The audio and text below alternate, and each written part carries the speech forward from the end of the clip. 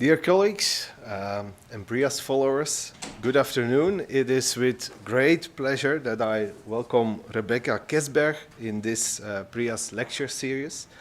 Rebekka is a senior researcher at University of Sussex, United Kingdom, and the University of Amsterdam, the Netherlands. She completed her PhD in social psychology at Ulm University, Germany, where she studied how human values shape perception, attitudes, and behavior. Today, her work combines insights from psychology, political science, to better understand how social dynamics shape democratic life and political conflict. Rebekka is currently the principal investigator of Valuing Democracy, the role of democracy as a subordinate identity in the justification of political violence. This project actually examines how citizens in the UK perceive democracy and the extent to which identifying as a democrat influences their attitudes and behaviors, particularly in relation to the justification of violence. The project also tests interventions to strengthen democratic support across political divides. Rebekka is also a researcher in the Horizon Europe-funded project Push Backlash, which explores anti-gender backlash and democratic pushback. Her research within this project focuses on anti-gender movements and the narratives they disseminate on social media to create perceptions of threat, mobilize support, and undermine democratic governance. I think it's obvious that Rebekka fits nicely within our PRIAS democratic governance project. With that, Rebekka, the floor is yours.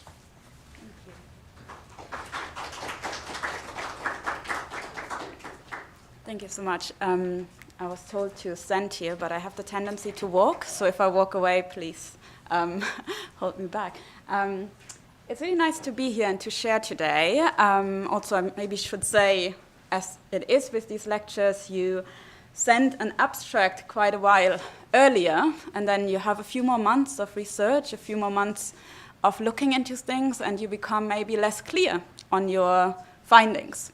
And so I hope what I will show you today and what we'll share with you today is more like a start of potentially a conversation. I'm interested in hearing what you think, how you maybe make sense of this data, then giving you a solution to a specific problem, because I think the solution might be more difficult to find. So I started thinking about whether or not someone identifies as a Democrat, not with like Republican and Democrats in the US, but within Europe, mostly through an event about a few years ago when I was still doing my PhD. I was really much interested in values. And one of the things I really thought about was like, okay, how does it shape behavior? And then Walter Lübcke was shot in his backyard. And he was a politician in Germany, and he was shot by a right-wing extremist. And he was from the Conservative Party. And I do not vote for the Conservative Party. I do not want the Conservative Party to govern. But I was really shocked, because I was like, this is a democratic politician, and yet he is shot in his backyard. So I felt quite, shocked. I felt upset about it, and it really got me thinking about, like, what do I have with this person or with these other people in common to feel that upset? Because I did not feel like, oh yeah, I don't care about him. I felt like, oh God, how is this happening? So there was this like a perception of violence in Germany, and I think we are not a gun nation. It's not very common for people to be shot. But also this feeling of what is the communality between me and other voters? And it got me thinking about whether or not our common identity could be that we're Democrats, that we are citizens within this democratic system. That was in 2019, and 3 years later I wrote this grant and I got some money, and now I'm not sure anymore if a democratic identity exists, but I will share some findings of it with you today. And so I think politics today, and I think everyone who's in this room knows, is very contentious. Like, we're fighting a lot, we're hearing a lot of dissatisfaction, people are not very happy, and I would just like to have a show of hands if you can think of a politician or a party you really don't like? If you can think of one, yes. Can you think of a party you really, really like? Where you're like, yes, they're absolutely fantastic. Yeah, there's one, there's a few. But I see that across my studies. So all my studies except for one are in the UK. So I'm not saying it is generalizable, but in these studies, what I do find is that if I ask people, is there any party you like or you can identify with, it is just about 70 to 75%, which is still a lot. I'm not sure if they're choosing that. But if I ask them, is there a party you hate? Over 90% of people can name at least one. They probably name multiple, but we have this perception of negative partisanship where like people are more driven by those who they do not like than by those who they do like. So I think that's quite interesting in a way of like, how do we think about politics, and is it only like a negative aspect? And if we look at like data from other findings, we do see that like overall the trust in European Union or national parliaments or national governments is quite low, and I'm sure you all know this. And I found it interesting because in this report they were saying like over half of the people in the EU trust it. And I was thinking, yeah, well, it's 52%. That still means 48% of us do not trust the EU. So it's not that high, actually. And the same if you look at like dissatisfaction, we have it growing up. So half the people are dissatisfied with democracy. And also if you think about polarization, we have a lot of studies who say like, oh, polarization is going up, especially effective polarization, where you have like in-group, out-group feelings.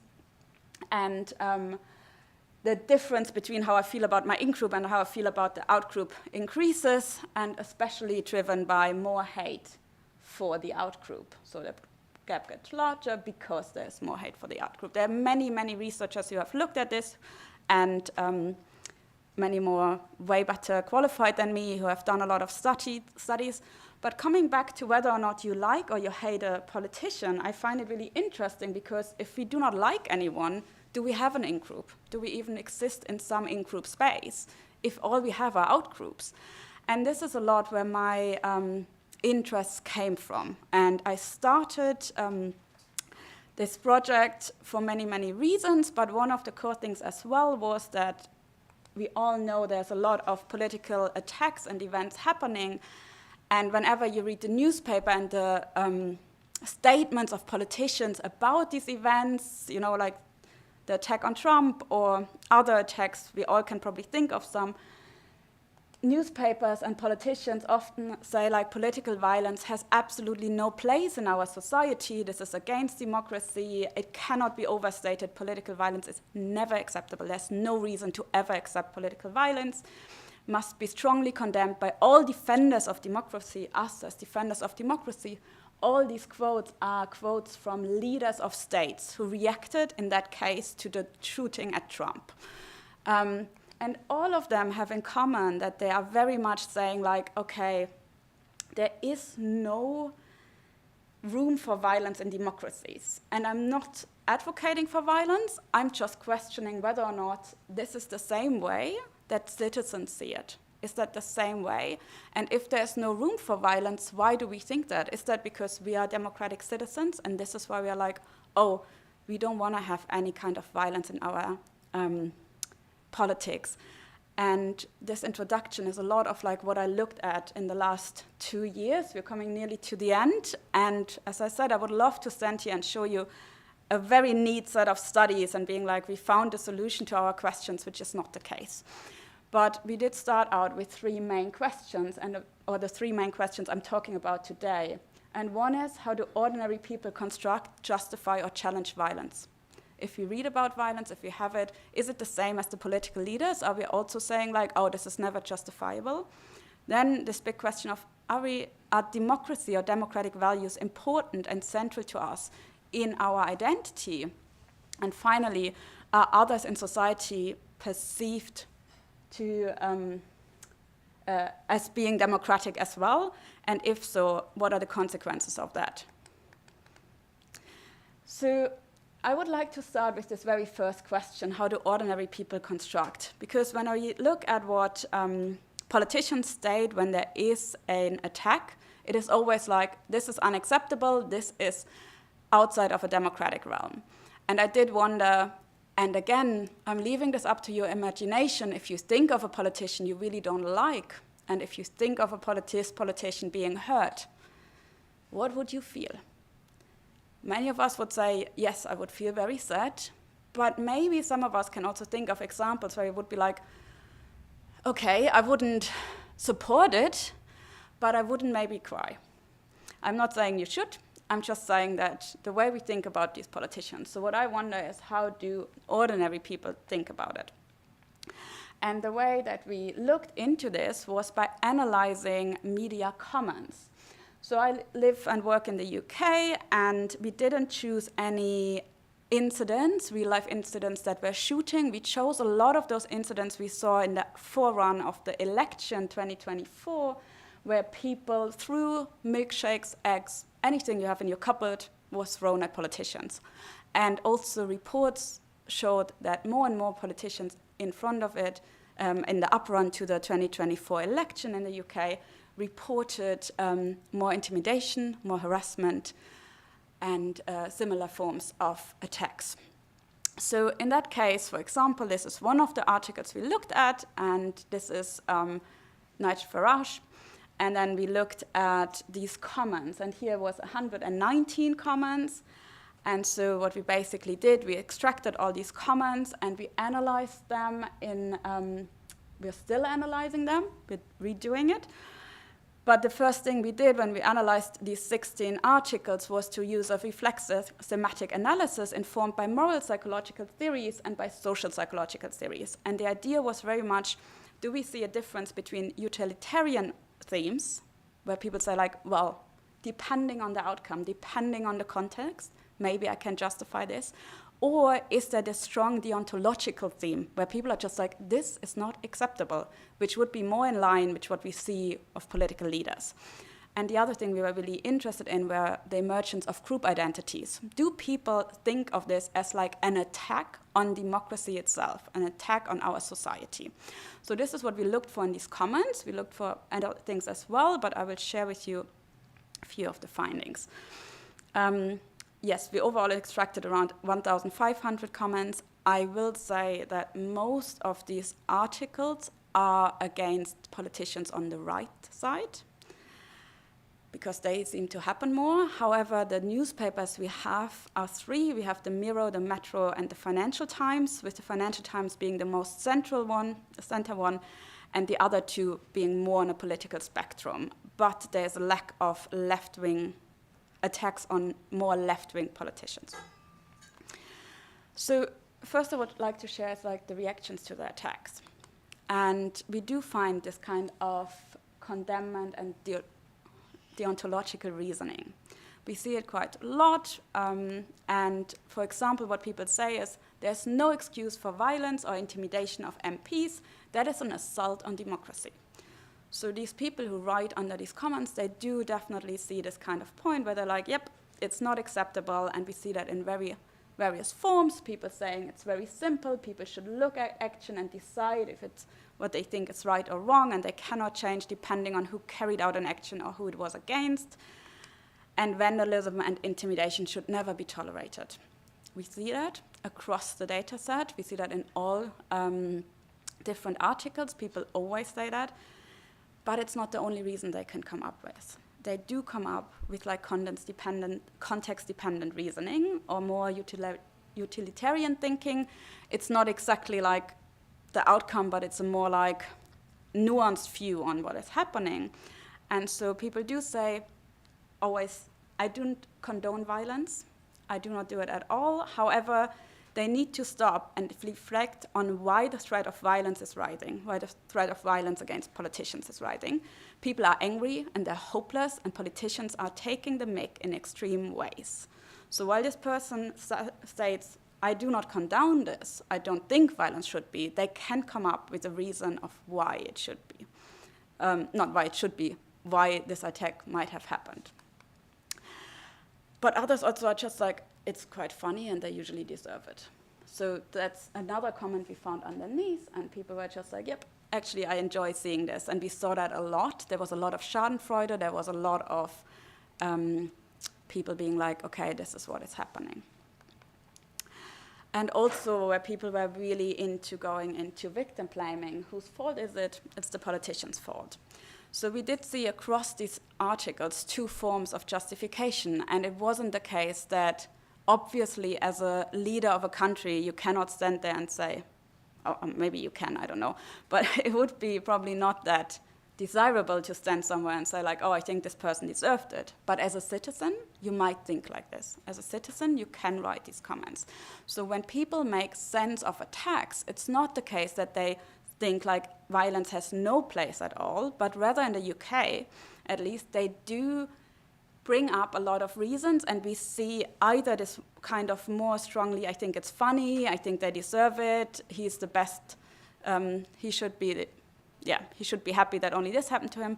Or we have this combination where people are like, personally, I wouldn't do it, I condone it, however, I do see where it's coming from. So there seems to be like this kind of thing where people speak about it or react about it. We also see a lot of these, there's a lot in these comments, but the other thing we are seeing a lot is reactions to each other. So when we talk about polarization, it's not just between issues or like effective polarization, it's like how do we engage with each other in these comments? How do people talk to each other in these comments? And I only brought 3 statements from hundreds of statements. So here one of these person is saying, of course, the standard, this is a error in a typo in the original comment, standard mindset of the left is, it's okay when it's someone we don't like. So there's a lot of discussions in these comment sections about this is what the left says, this is what the right says, and you're both having double standards, and you, to say it like this, they both say like, you suck, basically. So there's a lot of fighting going on in these comment sections, and also we have people like, I do not follow politics, but anyone who does think it's acceptable to someone, to attack someone because they have different views than you, is an objection towards politics. You are supporting a dictatorship. So if you have like some reasons to say, oh, I think this person deserved it, then they're like, oh, this is very extreme, you should never say it. And the same we see here, where people again point out this double standard of, oh, if it were a Labour MP getting this treatment, you would have a different opinion. And then they say, like, strange how you never see conservative voters behaving like this. And as I said, a lot of these articles do focus on attacks against politicians who are more on the right than on the left. So we do see less of attacks. However, I would be very doubtful of whether really conservative voters do not behave like this, because, of course, I'm a social psychologist, I come from social psychology, so I'm very much interested also in experiments. And why am I showing you these comments? Are they meaningful? I think they are, because I think there's a way of understanding how people construct reality and how they talk to each other. So what can they tell us? And I do think they can tell us that people can come up with a lot of different ways to justify. And you might say, that's not new. They can justify in many ways. But I think it matters when we talk about whether or not violence is acceptable and in the context of polarization. Because if I have a mindset in which I say, oh, there are some attacks that can be justified, then this is potentially problematic for society and for societal cohesion. If I say like, oh, you know what, if it's this person, then maybe that's okay. That is problematic in a society where we all should be equal. We also see a lot of these group identities and double standards that are emphasized. We don't see a lot of group identities in sense of political party identity. We saw like the last one with Labour and Conservative, but it's mostly left versus right. This is how this is constructed in this online dialogue. And we see a lot of victim blaming, but also insults against victims, insults against the perpetrators, and also against other commenters. So except for the Financial Times, the comments get very fast also away from the actual attack towards insulting each other on like their looks. I mean, we don't know what these people look like, but yeah. And we also found that people debate what democracy means. So when these attacks happen, people also start online to debate, oh, what does it actually mean? What do I understand as democracy? What is part of democracy and what isn't? And that is something which I found really interesting, because at the end of the day, I think as political scientists, as sociologists, or political psychologists, social psychologists, we have an idea of what democracy means to us, or how we define it. But like what people construct might be quite different in some points. So, or they also focus only on one part. They might not focus on every aspect of a liberal democracy, but they are very much like free speech, or a lot of discussions on how do MPs represent us. So within these debates, we see a lot of societal divides that are emphasized. And while we do not know anything about these voter groups, we do not know anything about who writes this comment. They are anonymous. I can tell you their username, but I cannot tell you anything about it. I don't know how old they are. I can't tell you like who writes what. So obviously for me, we came to like this point of like, okay, we do see in real life that people make these different justifications, that they do mention that they think it's an attack on democracy. So can we find this in the lab? Can we find this in surveys? Can we find this in people? And as I said, I'm a social psychologist, so I love social identity theory. I love the idea of, hey, there are different groups, and we are one group, and you're a different group. And I'm sure you're familiar with this theory. So just as like a very short short reminder, social identity is the idea that group membership impacts how we engage with other groups. So we all have an identity, and that is bound to our social groups. Like I might identify as a woman, I might identify as a German, I might identify as a baseball player, like all these identities. And depending on how much I value these different identities, that impacts who I like, who I don't like, and how I engage with my group and other groups. And when we look into the political sphere, we also see that, for example, there's a justification of torture. So if we torture, if my group tortures, it's actually not torture, it's like helping to protect us. But if the others do, this is torture. So people are really good at like having this in-group, out-group boundaries. And we also saw like in some work from the US that both Democrats and Republicans believe that the other group is willing to subvert democratic norms. So it's not us who's undemocratic, it's the others. And there's a lot of these social identities that play a role in like how we perceive us, how we perceive each other, and how it impacts society and how we govern, I would say.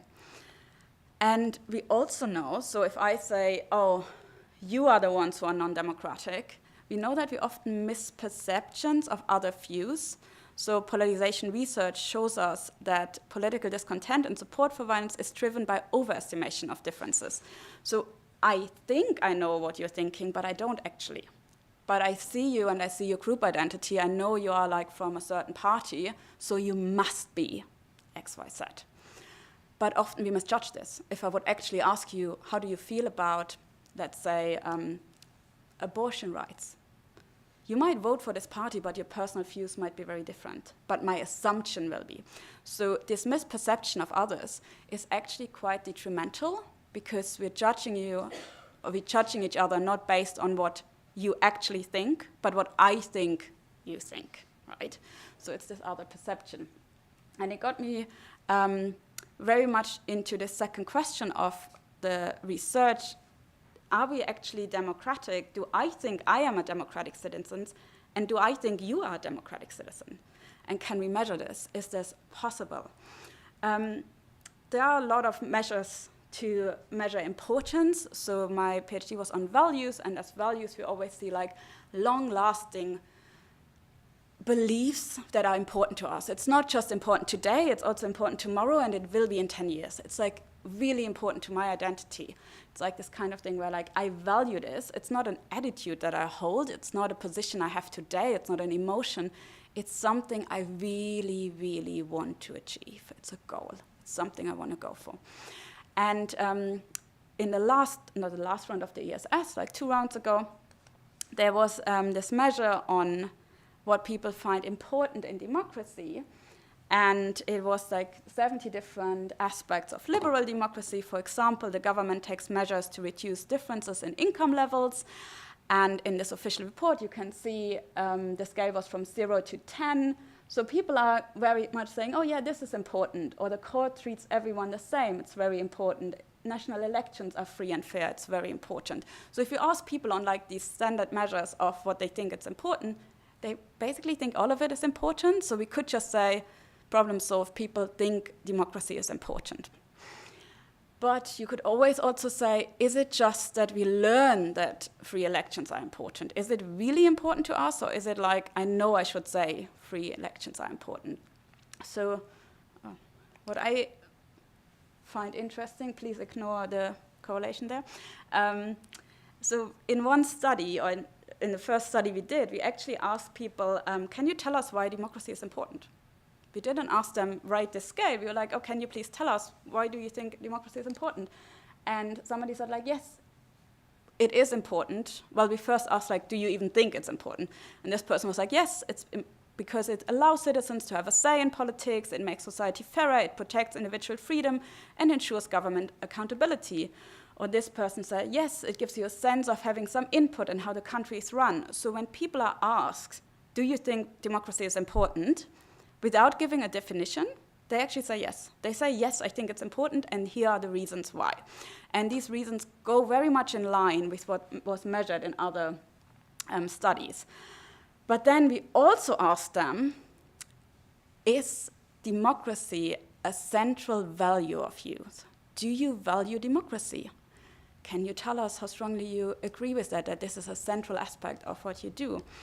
And what we saw is that people, again, across 4 studies, the pink one is satisfaction with democracy. On a scale from 1 to 7, it was around 4. People are not that super satisfied, and you can see it's quite widespread.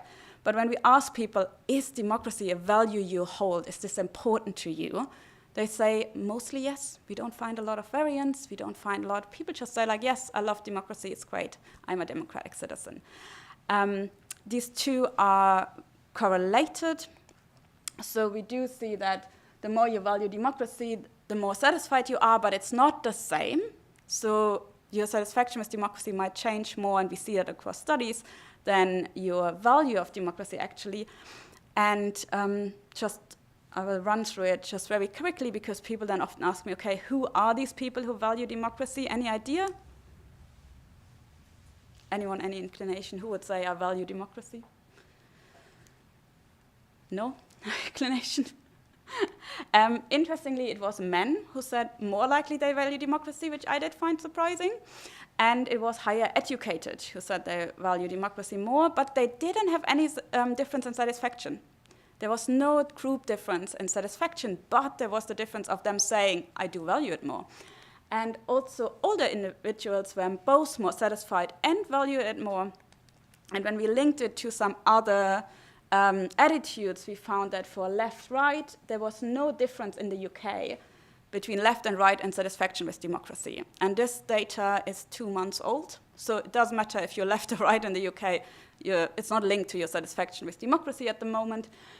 It was linked to valuing it with people who scored higher on, were more right, valued democracy slightly less, but it isn't a massive difference. We also found it linked to populism.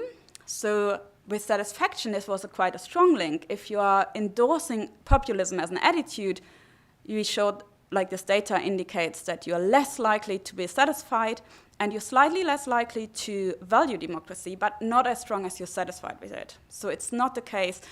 And across studies, we didn't always find a significant correlation between populism and valuing democracy. Sometimes there was just no correlation. And we also asked people, hey, how do you feel about violence? Do you support violence against the government? And there we found the strongest correlation. So if you support violence against the government, you are very likely to not value democracy. And I did, again, find this quite interesting, because there can be this idea of, oh, does that mean if there is a non-democratic government, we should just let it stay? I will leave this for a question at the end. But yeah, that is what we found. And then, of course, you can say, okay, so we know people maybe they just say they value democracy. Does it even matter? And I will come to that in a few minutes. But first, we also asked them, okay, there are other people in society. What about them? Do they value democracy? And when we looked at it, you have on the left side, yes, left side, you have the satisfaction, and on the right side, you have value. And we found like a very typical effect where people think of themselves as like more democratic and more, surprisingly more satisfied than others, but especially, so people think I'm very democratic and others are democratic as well, but not as much as I am democratic, right? So I'm the optimal democratic citizen. And again, it was the way you think about others. We found that lower educated think others are more satisfied, which could give you like this idea they are the winners, the others are the winners of democracy, maybe they benefit more. Older individuals think others are more satisfied and they value democracy more. We didn't find any correlations between political orientation or populism and what you think of others. It's not the case that people who score high on populism did think, oh, these others are not democratic or they are democratic. There was just no link. For violence against government, we did find it. So if you are supporting violence against the government, then you think the others are less democratic and you think they value democracy less and they're also less satisfied. And of course, if you think of others, this is quite a big group. Who are these others, right? And I was talking about social identity. Who do we mean? Who do we include?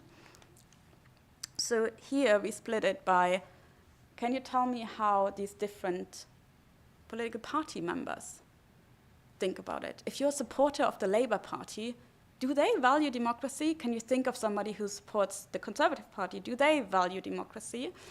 And what we found is across these people that basically across the Conservative, Green, Labour, and the Liberal Democrats, there was a slight trend up, but there wasn't really a big difference.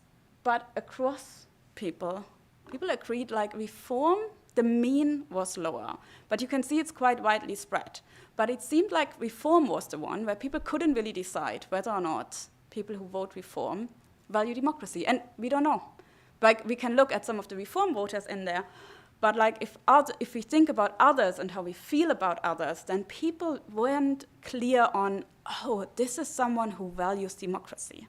They were a bit more on the, there was a bit bigger spread around it. It wasn't as clear as for Labour or for the Liberal Democrats. And in another study we did, we also found that especially the Conservatives thought everyone else was also democratic. Wasn't the case for Labour, they didn't like the Conservatives. But in general, we found like always this thing that for reform, it wasn't really clear when you asked them if somebody supports reform, is this a person who values democracy? People weren't that clear on it. But we didn't find any difference on social demographics. There was nothing in there if we asked them. And finally, before I come to the final part, actually, I want to talk about feeling, because especially when we talk about polarization and effective polarization, we always talk about how we feel. So if I think you don't value democracy, is it just that I don't like you? And I don't think that's the case, because when we looked at feelings towards parties, we did see that, again, for reform, which are the pink ones here, it was lower, but also the Conservative was lower. And that wasn't the case for democracy. The value of democracy. So people don't like the Conservatives in that sample, but it's not exactly the same as they are saying, oh, these people are not democratic. And there is a correlation about 3.9 between feelings towards someone and perceiving them as democratic, but it's not the same thing. It doesn't seem to be exactly the same. So you cannot like someone and still think they are democratic, and vice versa.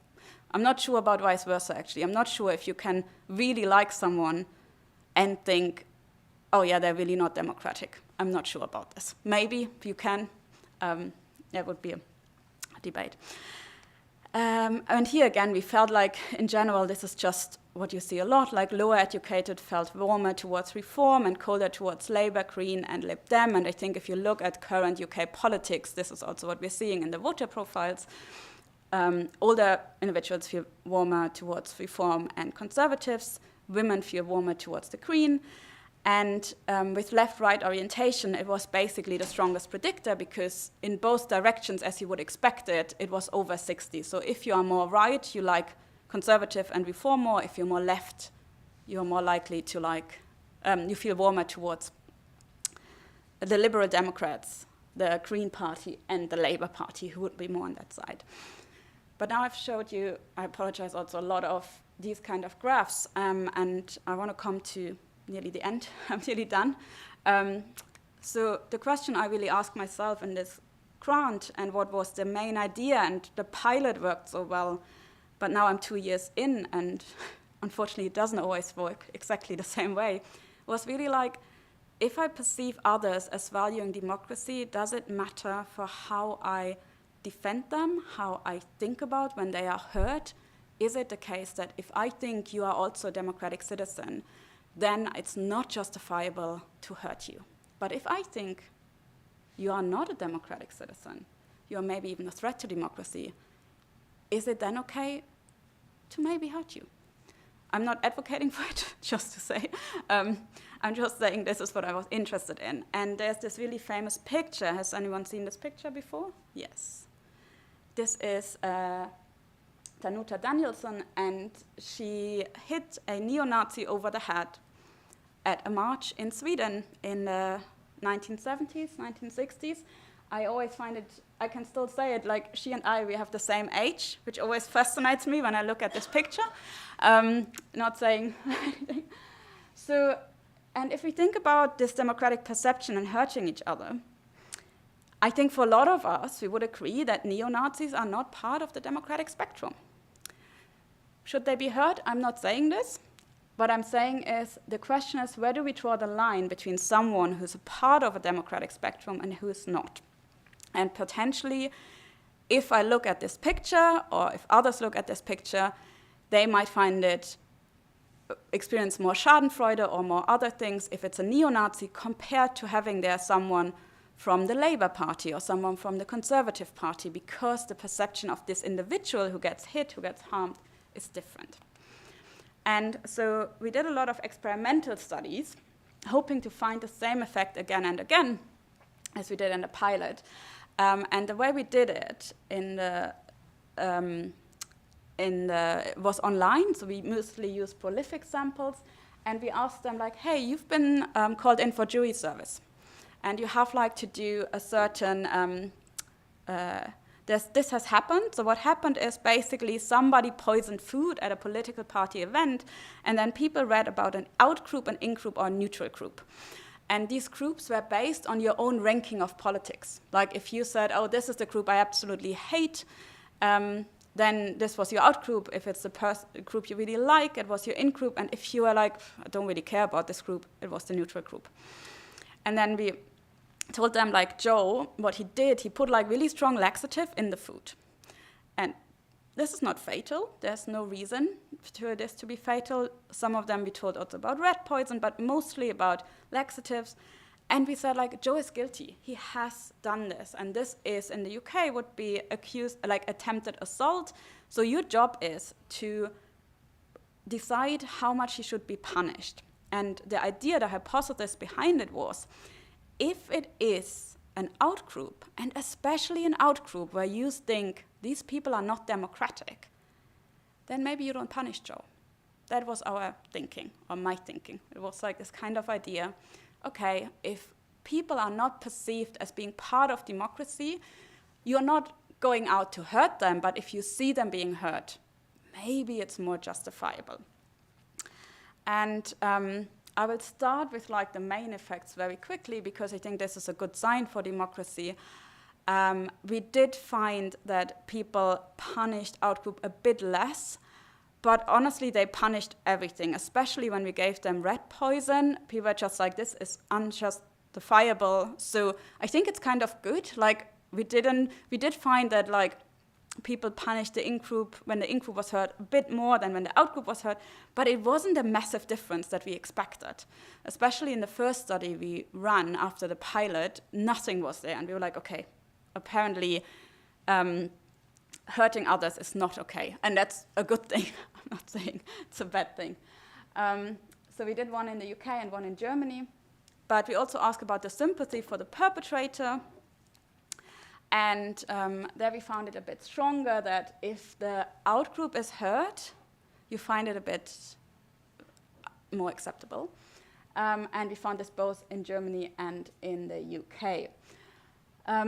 But again, overall, people were just like, it's not acceptable, you shouldn't do that. And in that way, I think it's quite good. And now coming to this final part, so what I think about is kind of how do I think about others in a form of a superordinate identity. So the question we ask ourselves is, there isn't just an out-group and an in-group, but there is a difference between out-groups. Not all out-groups are created equal, and these are the key parties in Germany. And an superordinate identity is the assumption that we can reduce intergroup bias if we redefine group boundaries. So if I don't just think like, oh, you are with the Greens and I'm with the Social Democrats, but if I think, oh, we are on the left. Or, and that was the idea in this project, if I think potentially there's one party or more here, and we're having this discussion, who isn't democratic. So maybe there are parties who could align across being Democrats. And so instead of having a group where you have like, oh, it's the triangles against this other set, you could also be like, oh, we are all the democratic parties, and maybe there's one that isn't. So that was really much the idea. And so what I would like to show you now, then I'm nearly done, is the perception of oneself and others in relation to democracy in these judgments. So it is this data from like where we ask people to judge whether or not Joe is guilty. And we included the predictor of, is that big enough? I don't know, of own democratic value and others. So here you have people's own democratic value, and this is in the UK. And where you can see it did matter whether or not you were an in-group or an out-group or neutral group, but it really mattered for the judgment whether or not you value democracy. So if you value democracy, if you think of yourself that you are someone who values democracy, you punish harder and you find it less acceptable. And it didn't have anything to do with who was the target. It didn't matter who was the target. If you value democracy, you're punished harder. We also found an effect of feeling towards the target, but not about the target's perceived democratic value in the UK. So if you feel positively about the target, there was a slight tendency to find it more acceptable, but it didn't really matter in the UK that much. It was very much driven by who am I? Who am I? And if I value democracy, I punish harder. And political orientation, you can see on the very end, it did matter, but it didn't matter as much as your own perception of valuing democracy. And then here's the German data. And here it was a bit different. And there might be many reasons for this. So what we found is democratic value again mattered, not really for punishment, but for sympathy. But in the German data, we did find it way more that people's perception of the democratic value of the victims did matter. So if you think they are very democratic, then you have less sympathy and less acceptability of this crime. It didn't impact punishment. And I think one reason for this difference is that in Germany we do have a very salient debate on whether or not a certain party is democratic and should be excluded. So this is a different way of thinking about it, because in the UK, when I first applied for this project, people were like, oh, there is no party that's not democratic. But in Germany, this is a different discussion, and I think in many other countries, that's a different discussion. And here we also found that feelings mattered way more, and left and right mattered way more. So it seemed like in Germany, this impact of your own orientation mattered way more. Okay, so we did this, and then we thought, like, let's do it again in the UK with more people, and we will find the same thing again. And we didn't. And so I'm not sure what's happening. I will come to my conclusion in a minute, but this is another study. And instead of telling people this is your out and in group, we switched it and we just gave people any kind of party. The reason being that, as I said at the beginning, nearly only 70% of people could identify an in-group. So most people didn't like any party, but we claimed it was their in-group because it was the one from all of them, they liked the most, but they still didn't like it. So we did it again, and we did find again in the UK, we did find in the UK that own democratic values mattered a bit, but not as strong as they did before, and the target suddenly mattered more. And between these two studies are 9 months. I'm not sure what happens, else the sample is really similar, it's both a prolific sample, it's the same sample size, it's the same age, but something is different. And I'm not sure what it is, and this is why I said at the beginning, I'm not sure what this project led me to. So I would end with the question, can we learn anything from this? Have I just wasted your time by telling you, look, I did multiple studies and it didn't work? I do think we can, because I do think that how we feel about democracy and as how democratic we perceive others does impact our judgment. I don't know if it's these paradigms, we're trying out some others at the moment, but I think there is more to being democratic than just being a member of a party or being left or right. I think there's something in when we really think about, do I want to live in a democratic state? That this is valuable as an understanding of how we perceive today. In a lot of previous research, we often see that people have scales on anarchism or communism or socialism, but we rarely ever measure of are we Democrats? We're oh, are you anti-democratic? Are you democratic? But what does it mean? If I value democracy, what does it even mean? And I do think it matters how we think about others. Do I think of them as someone who is a democratic citizen, or do I think of them as someone who is not an equal citizen in that right? And so I think it matters not just who someone supports. It's not just do you support the Green Party or the Social Democrats or the Conservatives, but do I think that the Green Party is a democratic party? Do I think that this is a party that should exist? Matters in how I engage with these people. Is it a superordinate identity? I don't think so. I labeled my grant like this, and after 2 years, I don't think it is. And I think the problem is that from a theory of superordinate identities, the idea is I have a party identity, you have a political identity, you have a political identity, and we can find common ground. But in today's society, I think most people don't have a strong party identity. So we cannot find this common ground. But we could think of democratic identity as a common identity. Can we build a citizen identity, which, if you look at the percentage who votes in the UK in the last voter turnout, we had this landslide for Labour, but the least voter turnout since the 80s. People didn't show up. So is there something in common with those with a who have no party affiliation but are still Democrats? And so that is why I go away from thinking of it as a superordinate identity. I think it can be an identity or a way of identifying potentially. And because what about polarization? Are we thinking of them in a polarized way? I will leave you with some questions. And I think it's important always to remember that polarization is very multifaceted, right? We have affective, issue, political, we have all these terms of polarization. It's such a big term, we hear it all the time. And there are some research saying not all polarization is detrimental, because I do not have to like you to respect you.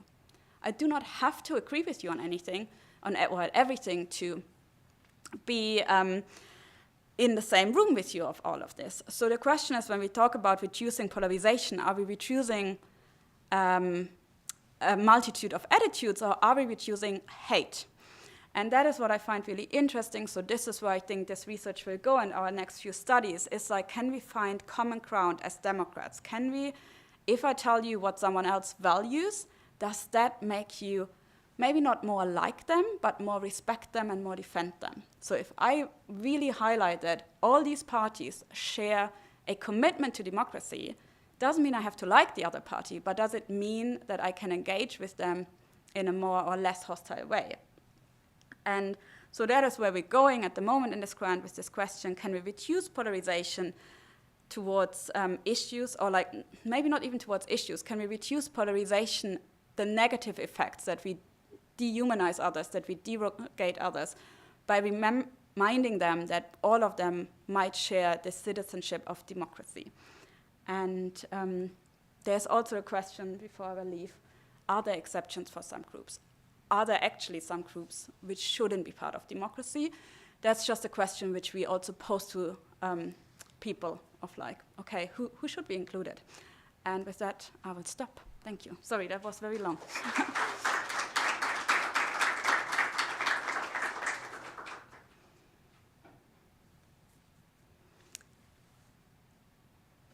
Are there any questions? Yes.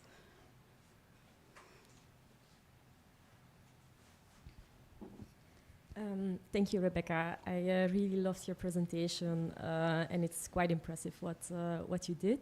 I liked especially your vignette experiments, and I have a question about your manipulation. So, because you outlined very well also the differences in groups and parties and so forth, but I was also wondering about political violence itself and how different groups classify political violence.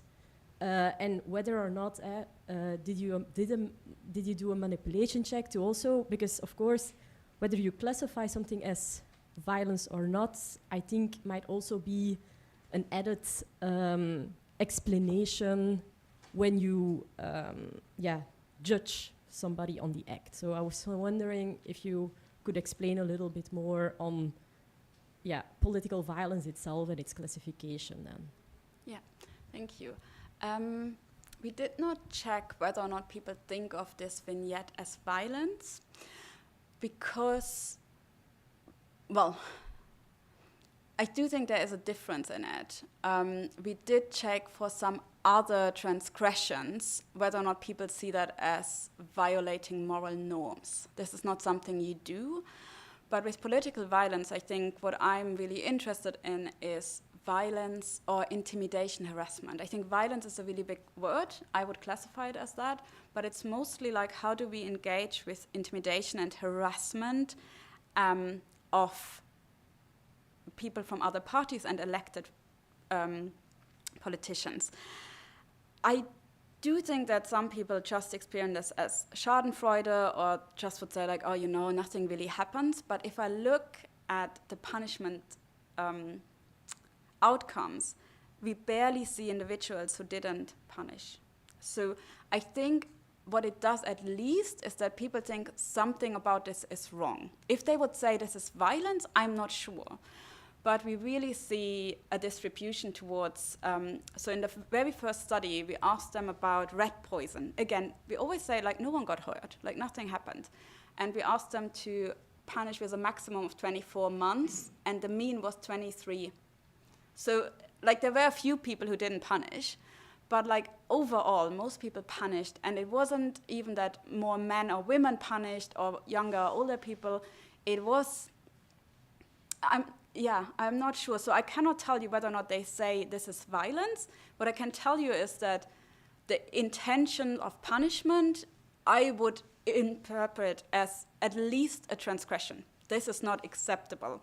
And the same when we asked them on like the moral acceptability, people said like this is not acceptable to do, and no one got hurt. So I think people do think about violence very differently, and I think this comes more out in the comments. Because some of them are also, there's a lot of comments of, oh, why are you so blah, blah, blah, this was just a milkshake. And others are like, this could have been acid, this person can be hurt. So I think this kind of, whether or not it's violence, comes out a bit more in that one than the vignette. I don't know if that's helpful or relevant.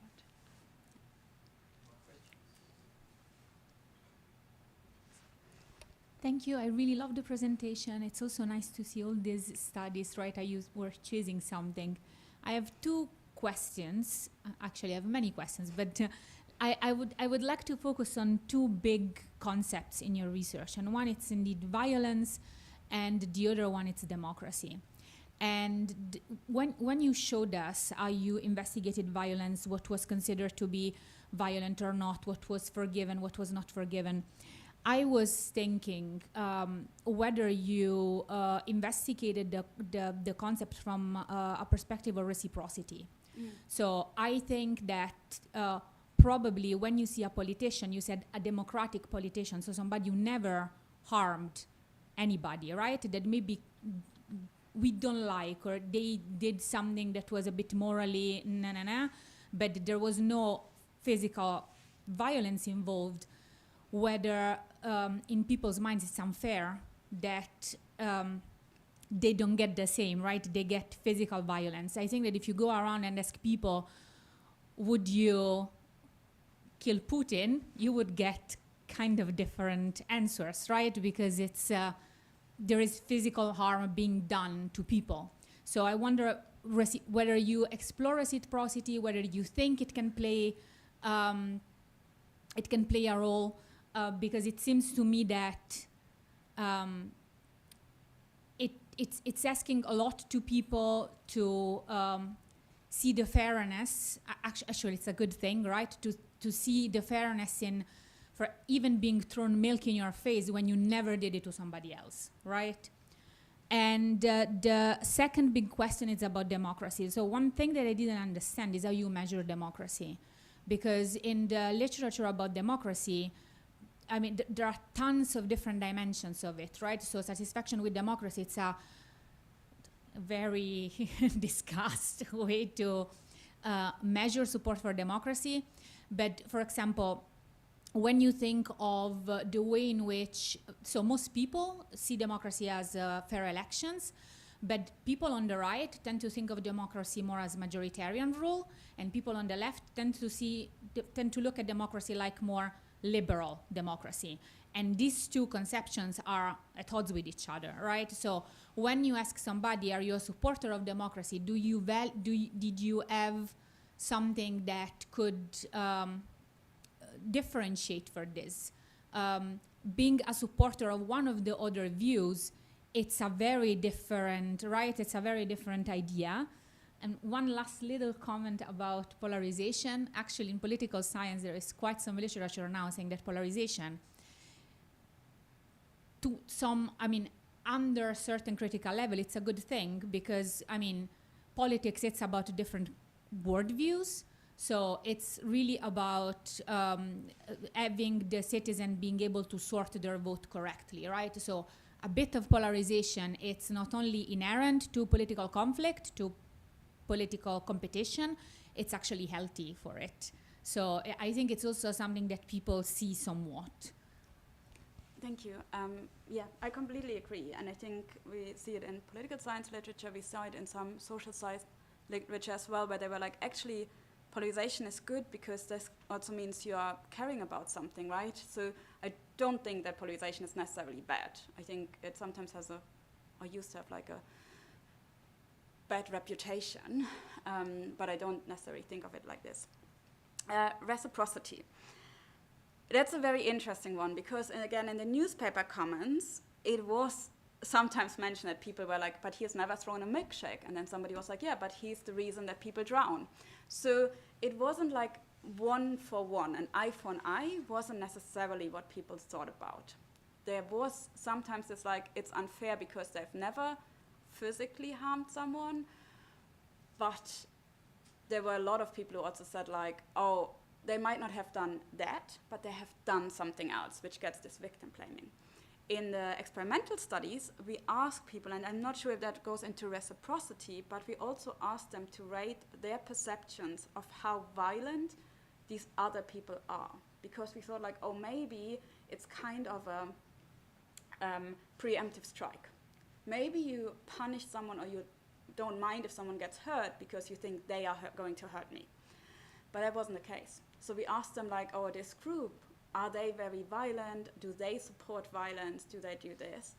And it didn't matter for people's punishment. We also asked them, do you think this is a populist group or something like this? It also didn't matter. So we didn't necessarily explore reciprocity in the sense of, oh, we manipulated whether or not this politician or this group has done something, but we looked a bit into like, I don't know if I would call it reciprocity, but mostly our idea was at one point, or maybe in a kind of preemptive strike, because there are studies showing that people are subverting democratic norms to prevent others to subvert democratic norms in a preemptive way before it's happened. So we thought like this might be the case. Didn't find it. It could be. It could be the reason also that there are some politicians who have done harm or are known for bullying or something that you would punish them harsher. In our studies, we usually ask just about the group of supporters. We don't ask about a specific politician. But yeah, it might play a role. Democracy, I completely agree with you. There's a lot of measures. The way I think about it is from a social identity approach where people are asked, is that central to you? I don't know what they think about when they say that. What I know is that across different party lines, across different age and gender groups, there are people who just say, yes, I value democracy, and it might be the majoritarian rule, or it might be a different form. So the question we asked them about, the satisfaction one was the classical one, are you satisfied?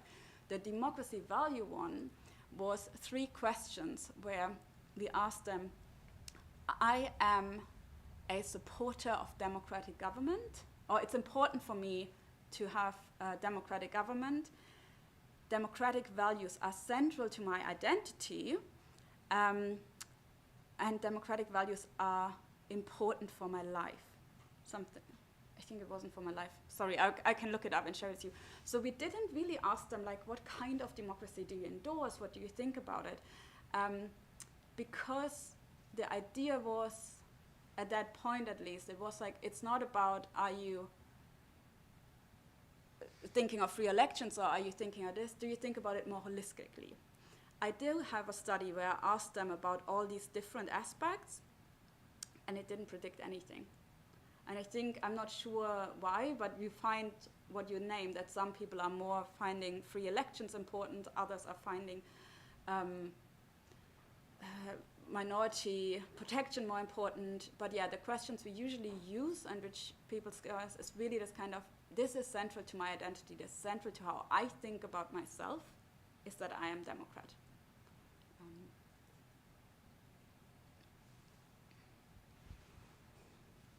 Hi, also thanks for the presentation. I really enjoyed everything, actually. And I have some questions that I think are related to what's been asked before, but maybe in a different direction a little bit. And I'll try to be coherent, but I'm also still thinking, so I don't know if I will be. But I think the main theme that sticks in my head throughout your presentation is that this is about very different degrees of violence, right? So there's the impulsive action of you see somebody who is in politics who in your perception has harmed people and you throw your drink at them, right? Which is an impulsive act. It only harms the one person that you don't like, and it's relatively minor violence, which is very different from having a premeditated, you know, I'm gonna go into somebody's private meeting and I'm poisoning their food, right? So I was wondering how you landed on this experiment, and if you've have, yeah, how did you come up with this experiment, like this vignette, and did you consider others? Because I think you would find very different results if you would have asked something about, like, somebody threw a drink, right? How much punishment would you give them? I think there would be much more variation, also depending on some of the other factors that you now didn't find any effects for, would be my expectation. And I think similar for these online comments. So you said you looked at comments from different types of news articles, right? I think you said you had 13 or 16 or something. To what degree was the violence that they reacted to different in those? Because the one that you showed was about this milkshake incident, right? But I can imagine that people would react very differently to somebody who, you know, throw a rock instead of a drink, or, you know, tackled somebody or physically harmed them by attacking them in some other way. So I was also wondering whether you found differences in this regard.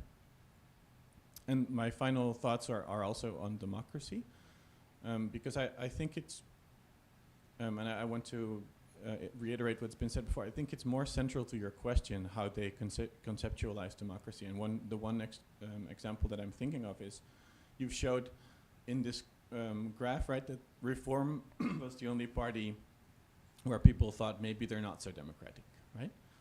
And to me, coming from radical right research, is that the radical right parties, or parties classified as such, often use democratic lingo to say things that many other people would really definitely not think of as democracy. But people who vote for these parties do think this is democracy, right? So there's a very different conception of what democracy is. And another example is how people in the EU are now talking about democracy shield, right? Like all of the left wing and center parties are agreeing that we should protect democracy by limiting some speech online. And the radical right parties are classifying this as actually an attack on democracy and free speech, right? Yeah. So to me, this maybe the people who vote for reform would think of themselves as democratic, whereas they are the outlier. So in this type of experiment, if you ask everybody the same question about which of these parties do you think are democratic, because their conception is different, everybody else says, no, they're not, right? Even though they would probably say, we are the only truly democratic party. So yeah, these are some thoughts that I had. I hope you have answers to these things. I have ideas. I don't know if I have answers, and I hope I remember everything. So across the articles, most of them were throwing stuff at others, or protesting in front of their house and writing intimidating emails. We did not include, we didn't have it because it was all in the run up to the 2024 election in the UK.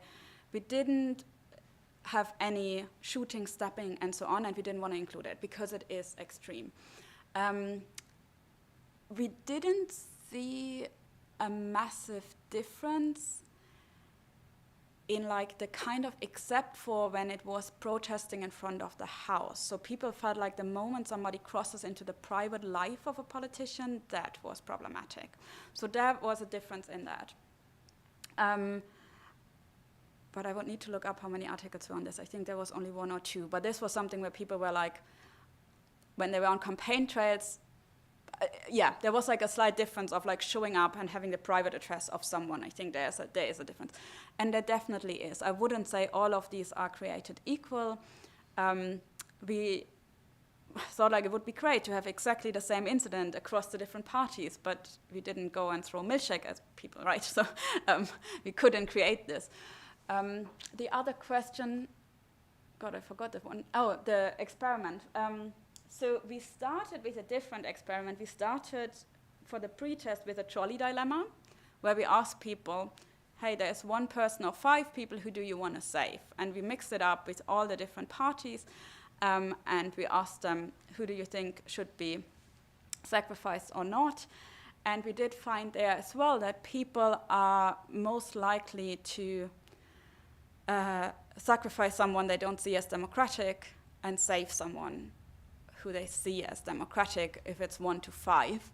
And then we ended at this one because it was a long iteration where we didn't want to have politicians. We wanted to talk about citizens and supporters and something that would be judged in the UK, but wasn't known. We didn't want to have someone throw a milkshake because we were like, everyone is thinking of Nigel Farage. If you talk about racism, anyone is thinking about Dion Abbott. So it was a bit like, we don't want you to think, oh, I don't like this person or this happened. Is it the best paradigm? Probably not. We are currently trying some other moral transgressions where we're like, oh, what about if people did this or this? So it will be a longer battery, but we need to try it again. And the third one, I find it really interesting, and I completely agree, because I think also with coming from a different background, I think often as like, oh yeah, something you just value and something you just like. But for me, the interesting point is not whether or not, in that case, Reform thinks of themselves as democratic. For me, it is about the rest of the society. Can we share, or do we share, a perception of these others? So I completely agree, and if I look at the data, no matter which party you align with, people think of themselves as democratic. But for overcoming, I don't even want to say overcoming polarization, but for creating a common citizenship I think it does matter how the majority of the people perceive this one group. So for me, it is less about the question whether or not reform is democratic or what kind of democracy they want and what kind of democracy conservative wants. I want to know whether or not conservative and Labour can bridge a divide by thinking of them, of each other, as fellow Democrats. Potentially fellow Democrats who once want more taxes and the other wants lower taxes, but at the end of the day, people who would stand up for fair elections. And so, yes, the people who vote for reform think of themselves as Democrats. That's also in this data. But the rest of society does not. Or not the rest of society, but the rest of society doesn't agree that much. And that is, I think, what I find really interesting.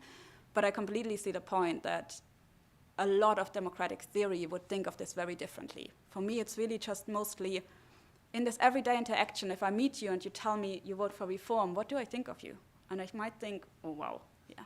Like, I mean, I'm from Germany. There's a certain party where when I meet them, and I know they think they are the most democratic, and it's not my judgment to make. But like, this is what I'm really interested in. Do I push you away because I think you're not democratic? But it does need way more digging and finding, and hopefully, yeah. Yeah. First of all, thank you for the talk. But it remains me very, very puzzled. And so it's very difficult to regroup my many questions in something that is feasible and short. Now, the first thing that puzzles me, of course, is the wording. And I really, I mean, the shift between different concepts in the analytic framework is really puzzling me. I mean, is a value, is that a feeling or an opinion, for instance? How do you define identity? In my view, identity is a relationship, is how would I say, is structured by identification and is depending on what is on offer as the identities. And then it is, of course, in the end, naturalized and expressed as if it is an inner expression of a core identity. But the whole thing is so feeling, opinion, values, identities. I mean, in the analytic framework, I see a lot of shifting or blurring of the concepts. And for me, there is a radical difference in relationship to democracy between opinions and feelings, for instance. I don't think democracy should, but that's a normative point of view, should be related with feelings and more with opinions, with arguments. So that's one category of that that's puzzling me. Then I have a problem with the sources, the empiric basis, because first of all, use of media, as if the media really report on opinions or feelings of people.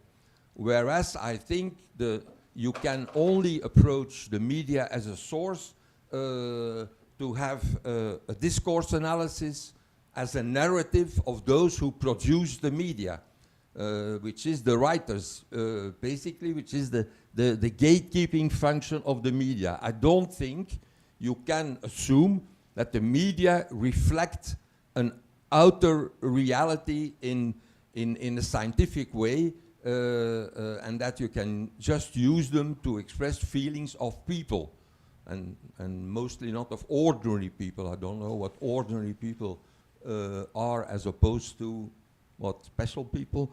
So the use of the media. And my third final question is about violence, because I'm a bit puzzled by the violence that we speak of and that is documented is the violence between, you could say, between citizens, between people. Whereas, of course, one of the central definitions of democracy is that legitimate violence is related to the state. That is part of the democratic conception. That is that violence should be excluded of social relations and monopolized by the state. Now, the use of that violence is problematic today. So the question of whether we live in a democratic context or not is, amongst others, measured by, for instance, the use of police violence, and especially in Germany and Britain, around Palestine, for instance, around the conception of terrorism, around what is legitimate violence. There is a lot of democratic debate that is not, how would I say, mediated by a social contract, because there is another aspect of the whole system today, that is that, let's say, in the post-war building of Western liberal democracy, it was based on a social contract where polarization was contracted between the labor movement and you could say the employers. There was a redistribution mechanism that was sold as the general interest. Today that does not exist anymore, and the only social contract is trickling down effects of, let's say, economic operations, and then you have social impacts of that. So my problem there is that in the research and in definitions, I really think that the use of state violence, legitimate violence, and the legitimation of that violence, war, for instance, today, that is affecting a lot the opinions of people and the question, the difference between values in general and then satisfaction or not. I think that a lot of people are dissatisfied not because of the other political currents, but because of the state, because of what is above the society and political parties. And that should be part, I think, of the explanatory framework. So to resume, I'm puzzled between the use of different concepts, then the question of the use of media as reporting reality in a certain way, and then the question of the discussion on violence and the definition of legitimate violence. Thank you. It's good to be puzzled. I'm happy I got you thinking. And there's many, many very important and valid points in there. I will start with the media. I use the term ordinary citizens here mostly to reflect this difference between someone who is commenting in a official manner as the head of state towards an attack, and somebody who logs into a media site and adds a comment. So this is what I mean with ordinary. Whether or not this is the best term to use it, debatable. But it was mostly to be like, this is not a journalist who wrote these comments, and this, might be a journalist, I don't know. These are people who sit at home, logged in, and commented on this newspaper article. Are they reflective of the whole society? No, because a lot of people will never comment on this. So I use this not as to say, this is how everyone everywhere thinks about it, but I do think it's an insight into how some people think about it. And what we found interesting in it and why we did it, we wanted to understand more broadly, okay, do people mention democracy at all? Because it seemed to us that a lot of these things came up, people, like politicians especially, was like, oh, this is an attack on democracy, this is an attack on this. But if you comment as a normal citizen, if you log in, how do you discuss this topic? So this is where I came from. But of course, the media is a different aspect, and people who do not comment might think about it very differently. We're having some interviews with people, but it was mostly this idea, can we see, besides a survey, what is happening in these discourses? Are people reacting to it? And I think every method has its ups and downs, and this is the way we wanted to do it. We planned to do it on Twitter. We didn't because of the restrictions of access to data. So, of course, it's limited also because not all newspapers allow you to look at it, but other newspapers, also like The Guardian, they don't even allow comments under articles which have violence against politicians on it because it gets so heated. So for us, it was an insight into how people discuss, but potentially a very specific way in how people discuss it. Yes, there's a massive debate also online and in some of these articles which escalates towards state violence, especially in the UK, especially around the genocide, and especially about the right to protest and Palestine action. We saw that a lot. I haven't included this here because we're probably going to do it in a different way, because it really, from moving from talking about somebody throwing something to like others saying that you are a Hamas supporter, or that you do this and this and this, it quite escalates. So there's a lot of discussions about the legitimacy in the UK of restricting the right to protest, of proscribing Palestine action as a terrorist group, and how they're using it. That's happening a lot online. We haven't analyzed it in this way. But there is definitely this debate. And I completely see your point also to say like, oh, there is a lot of violence, or like this contract between state power and state legitimacy of police violence and citizens. And I think that is really, really interesting. I am very interested in how we think about each other. So I'm less interested, and I think that's a question of debate and research interest. I am very interested in how I treat neighbors, how I treat people I have everyday contact with. And that is where this research, I think, emerged from. And you might say, like, that's not as interesting as other aspects, potentially, but that is where I came from, this question more of, like, how do I see not the state violence or not the politician necessarily only, but how do I see this person next to me who votes for a party I do not like? Do I include them? So that is, like, I see all your points, but like for me that's the question where I come from. Values, so it's not an opinion and it's not a feeling. And I do know that different disciplines define it differently. In psychology, it's often defined as an enduring, everlasting goal, like a long-term goal. What do you strive for? What do you value beyond the immediate effort? And it's usually something very vague. And it's something like freedom, equality, self-direction, openness. And there's a lot of discussions about it, but it's not like whether or not you believe that elections should be free and fair, but it's more broader than this. And that has definitely a problem in it, because people think of all kinds of things. So for me, I came from this aspect of not like, are we supporting, are we satisfied with it, but do we think this is something which is valuable in a sense of this has inherent importance, it's something to strive for. But I understand your point. But yeah, I would say in social psychology or in psychology, we more often talk about values and we distinguish it from a belief which can be right or wrong. You know, the earth can be flat or not. That's not a value you hold. This is a belief about something. And an attitude, which is more towards a direct, a specific concept. But I completely see your point that, like, for me, like, coming from a value theory, it's like this kind of, yes, this is something really big we're striving for. And it's, yeah, I wouldn't say it's a feeling. It's more this question of, do you think this other person, if you think of like your partner or like someone you work with, do we share the value of open conversation? Do we share?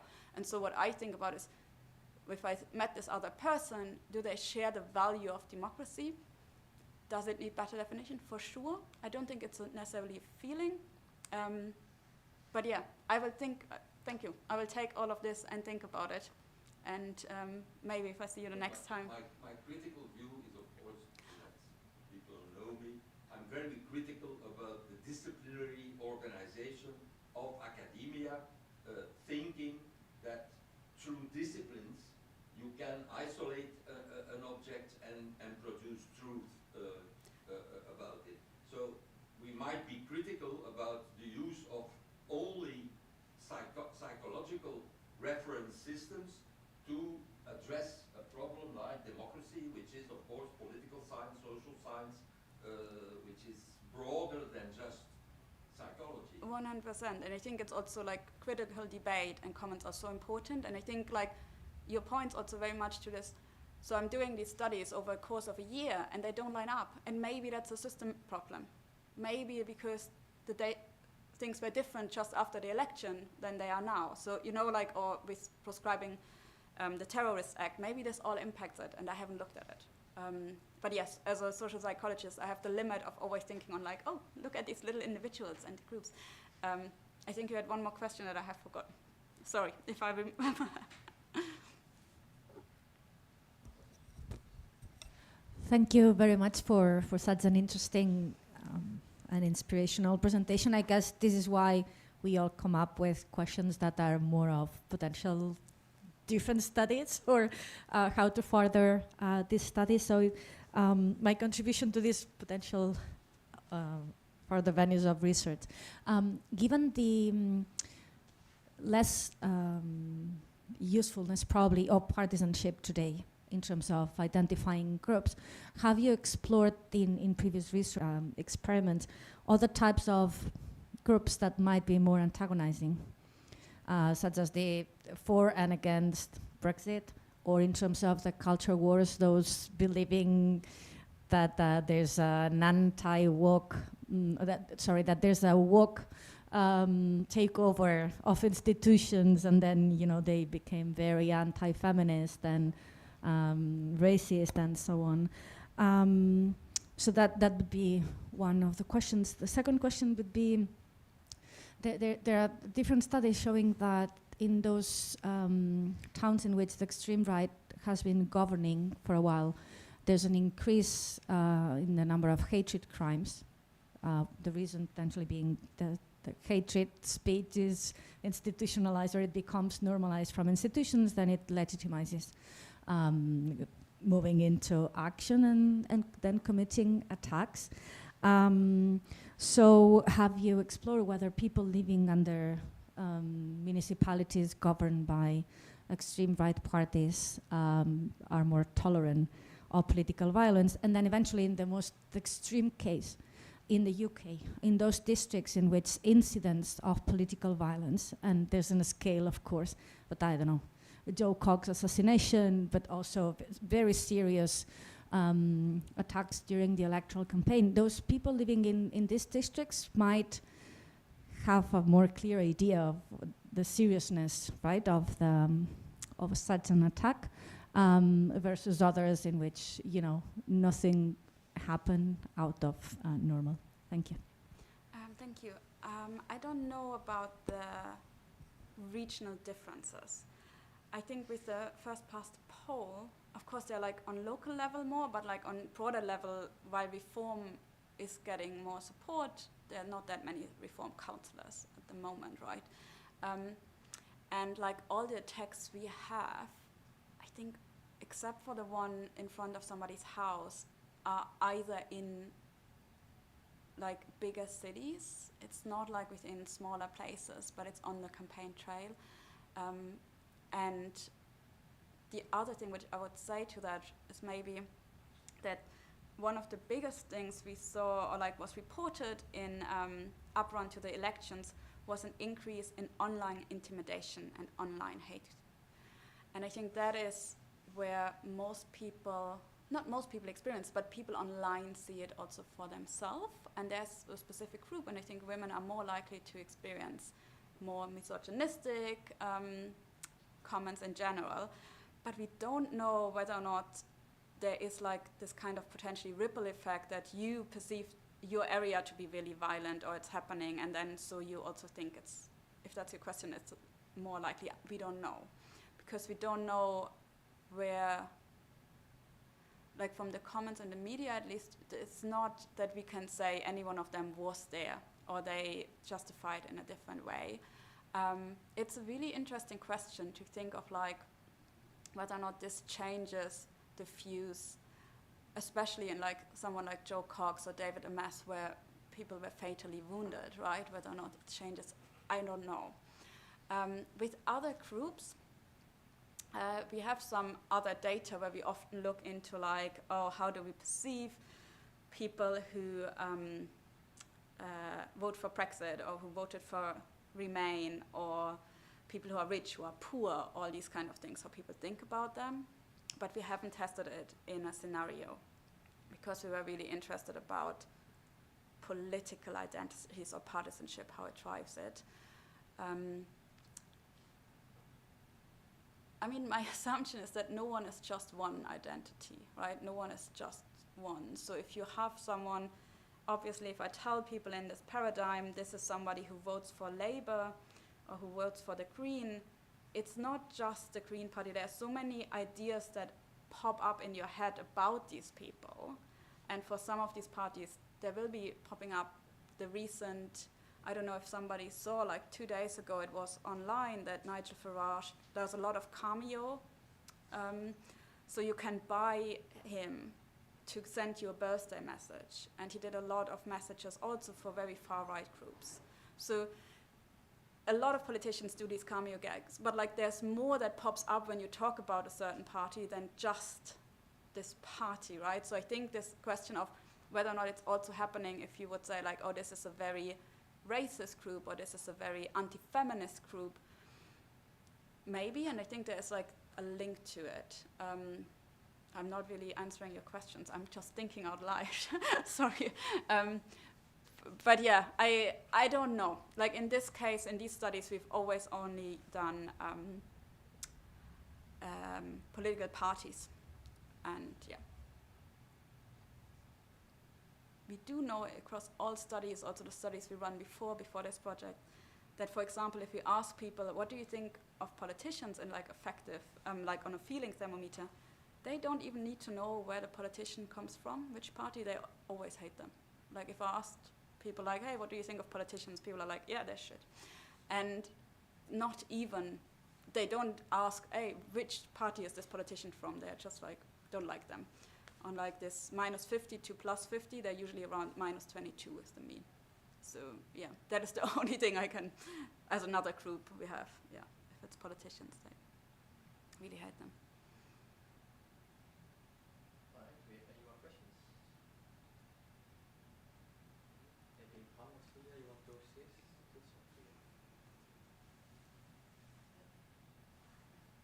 No, I just want to thank Rebekka first, of course, for joining us today, and to everyone for joining us as well, and for asking very interesting questions, and for Rebekka for answering them as well. So thank you a lot.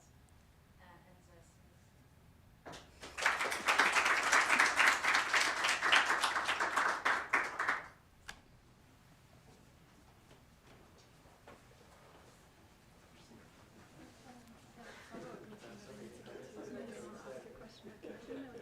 Yes, of course.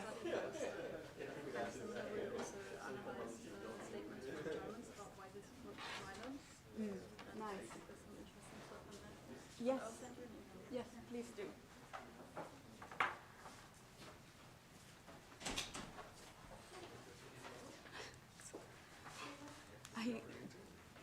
I was like at one point I was like, I'm not sure what time it is anymore. But I hope, because I think they said to me 45 minutes, and then I was like, oh, am I speaking for too long already? No, I think the presentation was more or less 40 minutes. Okay. So if you have to do it somewhere else,